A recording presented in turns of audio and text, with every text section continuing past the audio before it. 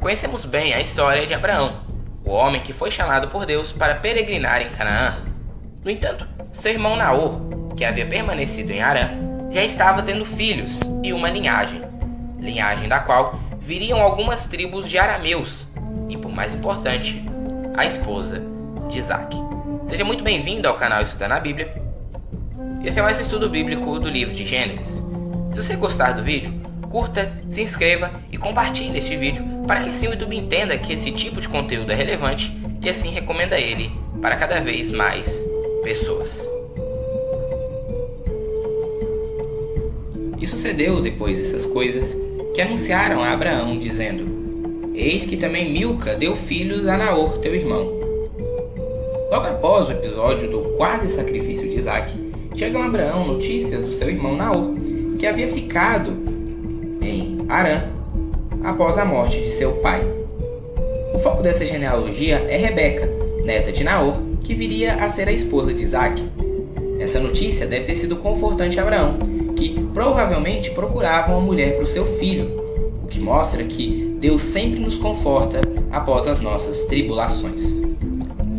Bendito seja o Deus e Pai de nosso Senhor Jesus Cristo, o Pai das misericórdias e o Deus de toda a consolação, que nos consola em toda a nossa tribulação, para que também possamos consolar os que estiverem em alguma tribulação, com a consolação com que nós mesmos somos consolados de Deus.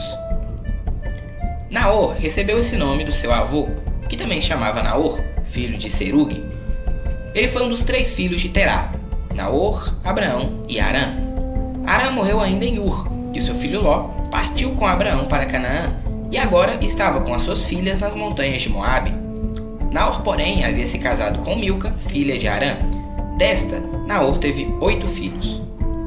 Essa genealogia é bastante importante, pois foi da linhagem de Naor que vieram Rebeca, esposa de Isaac, e Lia e Raquel, esposas de Jacó. Uz, o seu primogênito, e Buz, seu irmão, e Quemuel, pai de Harã, e Quezede, e Azo, e Pildas, e Gidlaf, e Betuel. E Betuel gerou Rebeca. Estes 8 deu Milca a Naor, irmão de Abraão. Uz foi o primeiro filho de Naor, cujo nome significa firme ou determinado. Esse nome também é o nome utilizado para um dos 4 filhos de Harã, o filho de Sem, em Gênesis 10, e em Gênesis 36, com o irmão de Harã, filho de Dizã, um horreu. Podemos ver que esse nome, junto com Harã, foi repetido ao longo da história, e é bem provável que a terra de Uz, aquela que Jó viveu, pode estar mais ligada ao Uz, filho de Dizã, do que ao Uz, filho de Naor, pelo fato dela estar situada nos territórios de Edom, provavelmente ao leste de Petra. Buz, o segundo filho de Naor, significa desprezo ou desprezado. Provavelmente seus descendentes foram habitar na Arábia Petreia, pela citação de Jeremias 25, junto com Temã e Dedã. Provavelmente Buz foi o antepassado do Eliú do livro de Jó, o que pode reforçar que o Uz, seu irmão, possa ter relação com tal terra. Buz também será um nome utilizado pelos israelitas, mais tarde, como vemos um certo Buz, chefe da tribo de Gad. O terceiro filho é Quemuel, pai de Harã, cujo nome significa levantado por Deus ou ajudado por Deus.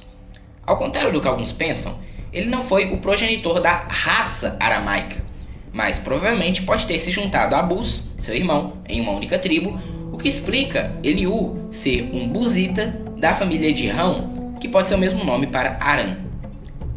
Quezede, o quarto filho de Naor, pode significar confiança ou aliança.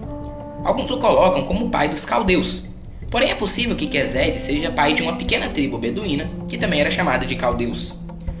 Esses podem ter sido os caldeus que atacaram os servos e os camelos no livro de Jó.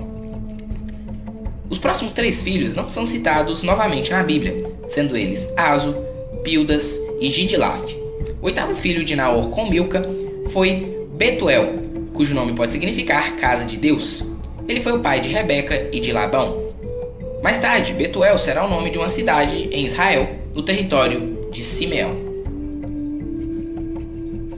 E a sua concubina, cujo nome era Reumá, lhe deu também Teba, e Gaã, e Taás, e Maaca.